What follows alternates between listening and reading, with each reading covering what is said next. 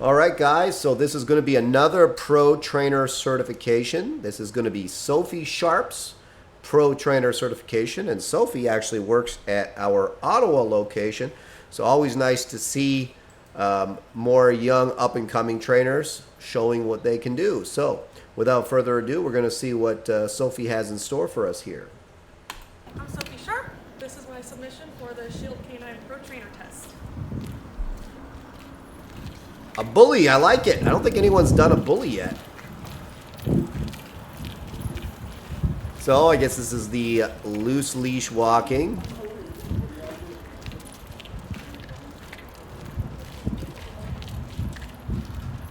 You can see the dog's really dialed in. No, I wouldn't say he's exactly loose leash. He's more healing. I have a little critique on this, so I'll give it towards the end. But I mean, you certainly can't argue that the dog is attentive, and he's definitely not pulling on the leash.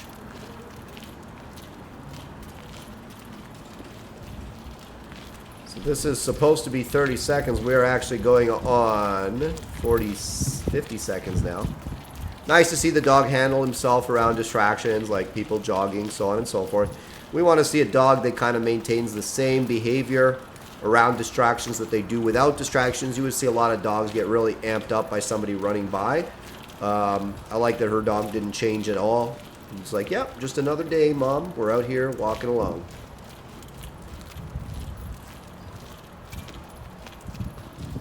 All right, these guys really did a lot of the leash walking. Yeah. There's nothing wrong with doing more than you have to do. They're only obligated, I believe. No, actually, I lied. Is it a minute? Yes, it's a minute of loose leash walking. My mistake. Okay, so that's a place command. They have to show 2 place commands for the Pro Trainer certification, so that is a place command. You can see there's someone sitting over there on the bench, so it's good that the dog didn't go to bother them. Leash is off. I was about to say they need to be showing this part without the leash, so I'm glad that she did remove the leash. You can see the dog is on the e-collar, but she will only be allowed to use that one time. If she uses it more than once, that would be a fail. She gave the heel command, which is actually a recall. There's 2 commands there.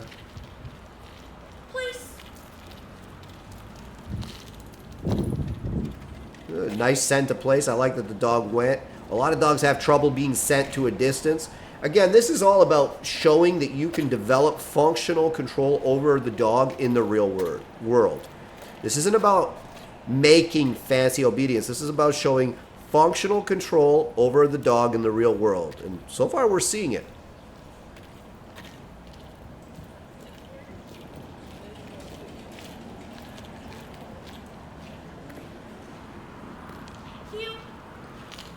It's a nice looking little bully, eh? He's not little, actually. I guess he would be a little bit on the bigger side. So she's giving him the heel command. I like the engagement. You know why he looked at her, though? She reached into her pocket. She just put her hands in her pocket, I think, because she's cold. You can see there's snow on the ground. But he was like, ooh, does she got something for me? Yeah, dogs will always tell you a little bit about, like, the training, you know, that they've gone through. And the fact that she put her hands in his pocket and he immediately, like, heavily engaged with her, it tells you a little bit something. You know, there's a fair bit of positive reinforcement going on with the dog. Nice down command. I know it's hard for the bullies in the cold weather.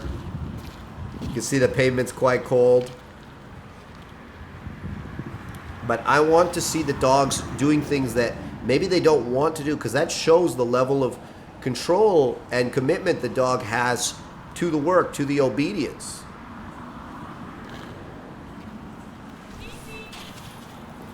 Another recall. Nice entry. Well, it was a nice entry. The dog circled around her, didn't finish it, but now he's back in the heel. So you can see she's kind of looking down. He's a little bit laggy in the heel. That would be one critique I'd make. He's a little laggy, but now it looks like he's catching up. Remember, this video must be unedited. They're allowed 1 reward and 1 correction. I have not seen a correction yet, and I have not seen a reward yet. And they're not obligated to do either of those things. They're just allowed one. That's like the minimum standard to pass the pro trainer certification. The whole point, again, is to show that you can reliably train a dog to function in the real world. And it must start with a dog that you've taken through our training system. And as you can see, the bully so far looking pretty good. I like her chances. We'll see. You see the dog's calm and neutral, checking in with her, paying attention to her. I like that attentive sit right next to her, seeking affection and encouragement from her.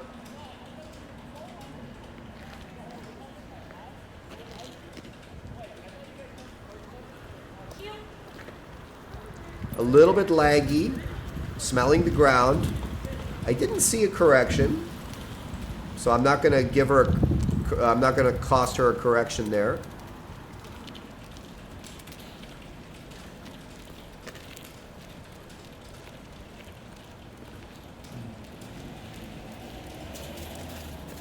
I say again, always, the standard is minimal correction, minimal reward. At the end, in the end. Not because either of those things are bad, but... Yeah, free him and then... Yeah. So she just turned the dog loose. So not because either rewards or corrections are bad, but to me, a dog that requires still a lot of focus and engagement from the handler, whether it's corrections or reward, this dog is not as finished as he or she should be, you know, ultimately. And from someone who's being certified as a trainer, I want to see a finished product. This isn't like some 3-week board and train or 4-week board and train where the dog knows everything but still requires a fair bit of input from the handler. These are dogs now that I expect to be taken to a very high level of training where they don't need that constant input from the handler.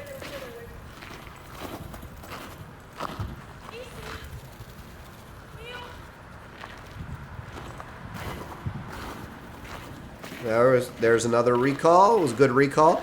I like to see the dog can go loose. A lot of dogs can handle being in obedience, whether it's a dog that was trained with cookies or trained with compulsion, right? But what a lot of dogs you see struggle with is going from being free to coming back and going back to work. They're either all in or they're all out. And I want to see our trainers show that they can take a dog through both those things, because it's about giving dogs freedom. My program, my obedience training system is about giving dogs the freedom to do what you see her bully doing. He's walking around, he's smelling, he's peeing on stuff. And he's also coming back to the handler on command and, you know, behaving himself and going into that work.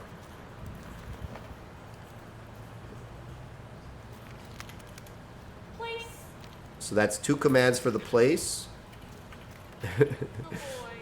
You can see he was slow that time. It wasn't the same speed we saw in the first place.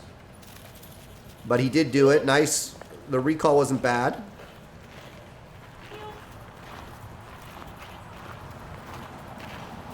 Again, this is a bully. A lot of people taking this test with German Shepherds and more kind of biddable breeds. Bullies are typically a little bit more work to make obedience with. And I do believe her bully had some nerve issues. So I'm going to say so far so good. You get a nice German Shepherd, it's a lot easier to make obedience with a nice German Shepherd versus a bully. Same with Labs. There are just certain breeds. They're just more biddable dogs. They're easier to train in general. Of course, there's always exceptions. And bullies aren't the hardest dogs to train, but they're certainly not as easy as a nice German Shepherd or a Labrador. I find they're a little bit more sensitive dogs. But then they can also be very intense. So just do a conclusion.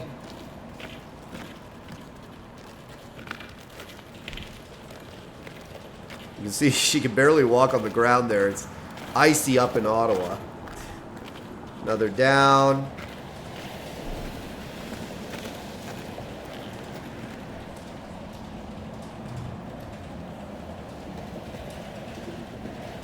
I have some critiques for this, but overall, so far I'm happy.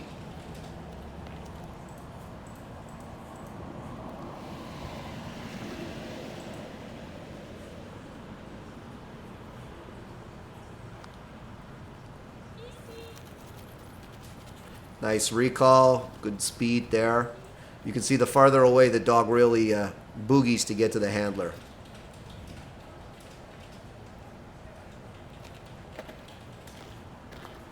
I think we're good, Soph. I think we're good. All right, guys. So, so a couple things here. I've already mentioned a few things as it was kind of happening.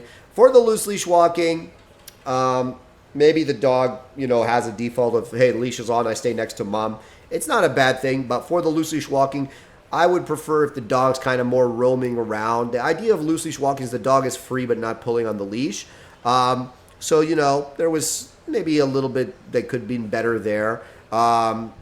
For some of the commands were performed a little bit slow, and some of the healing, the dog was lagging a bit. That being said, I didn't see her lose the dog, and I didn't see her have to engage the dog too much. She did engage a couple of times when the dog was a bit maybe slow or laggy, but it wasn't excessive. Like, if it's too much engaging the dog, for me, it's a fail.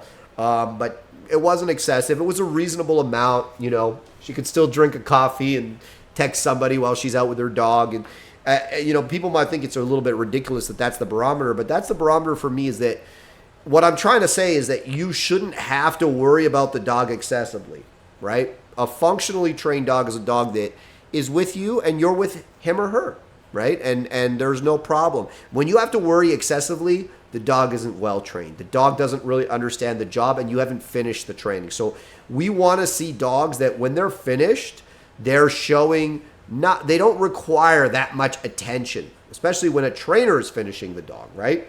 When this is the trainer's dog, and the trainers need to set the best example because, of course, they're going to be helping and training other people. So we have a high standard for them. For us, again, guys, it's not about like, oh, fancy, fancy, fancy. Anyone can make fancy in an obedience ring. I want to see the dogs out in the real world, just doing real world stuff, not getting, you know, conveyor belt of hot dogs into the mouth, not getting corrected all the time. Just a dog being out there with the handler. This is what we want to give to people, and this is what I want to see the dogs do. She didn't show a sit stay, unless you count the one that she did on the place. So I would have liked to have seen a sit stay. I don't doubt that the dog could have done it, but I don't recall seeing a sit at distance, unless you're going to count the one she did on the bench. So I guess I'll kind of give her a half a point there because early on she did show a sit on the bench. But other than that, again, you know, bullies are a little bit more of, like I've mentioned before, they're a little more sensitive. They're not as easy a dog to train as like your border collies, your German shepherds, your labs, so on and so forth. And they require, you know, a little bit more finesse when training them. So I'm going to give her bonus points there. So for me, it was a good showing, missing maybe a few small things, a few small mistakes, but it really kind of showed her ability and it showed her relationship with the dog and showed what she can do from a training perspective. And I know that she's already at Shield Ottawa actually helping a lot of people already with their dogs. So what I'm going to do is I'm going to give her a 7 out of 10 on this one, if I had to give her a score. And for me, this is a pass. Congratulations, Sophie Sharp. You are a certified Shield Pro Trainer.